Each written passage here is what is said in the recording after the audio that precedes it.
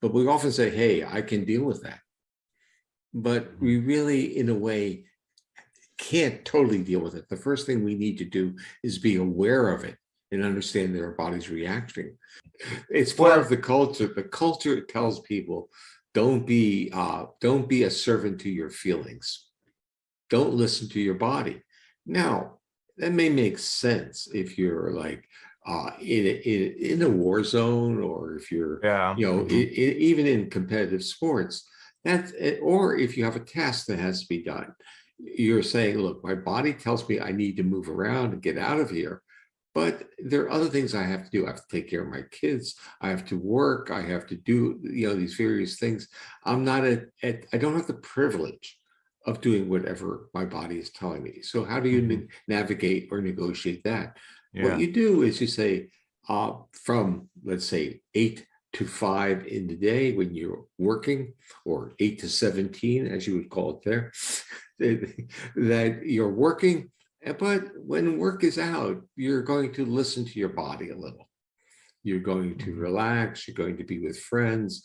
And so our nervous system evolved to, in a sense, turn off these feedback loops for short periods of time, as long as we had sufficient time to feel safe and to recover function. Now, the problem that many people do have is they do their work environment and then they go to a home environment Yeah. that's not supportive. It's more Mhm. interactive. And now you see drinking and addictive behavior occurring, or even workaholic behavior, which are attempts to downregulate the visceral feelings, the bodily feelings coming up, as opposed to allowing them to re-equilibrate, come back online.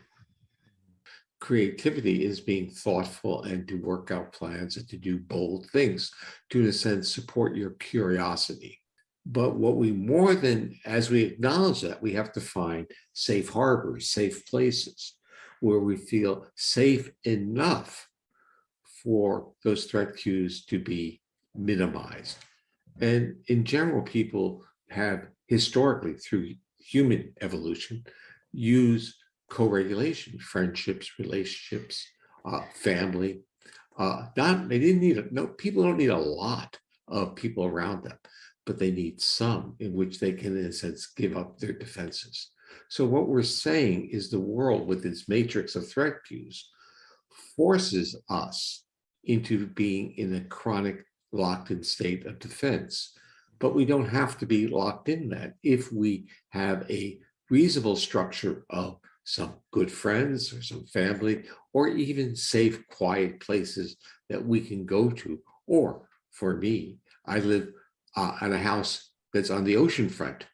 So sitting on the porch in the morning, drinking a cup of coffee like this, which I walked inside a few moments ago, enables my body to give up that hypervigilance.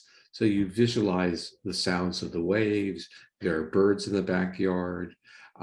There's a sense that there's connection, and that's the other part that we have to understand is, as a species, we are a connected species, and that comes from our neural physiology. We're connected to each other because that is our genetics. Our genetics are really that we need each other to Mhm. co-regulate each other to calm ourselves down.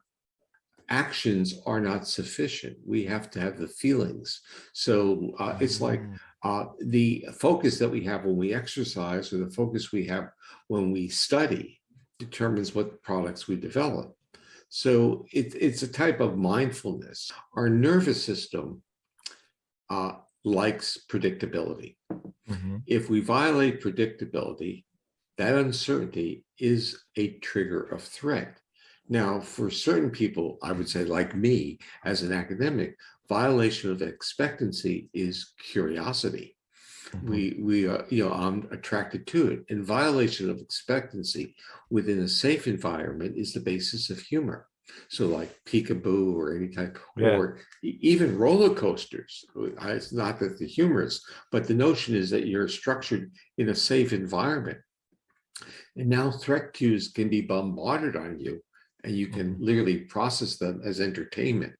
So it's different. But if you're not safe, then that violation of expectancy is like an arrow at you. It's hurtful. What's the premise of a horror movie? It's a violation of expectancy. If you really want to do something important,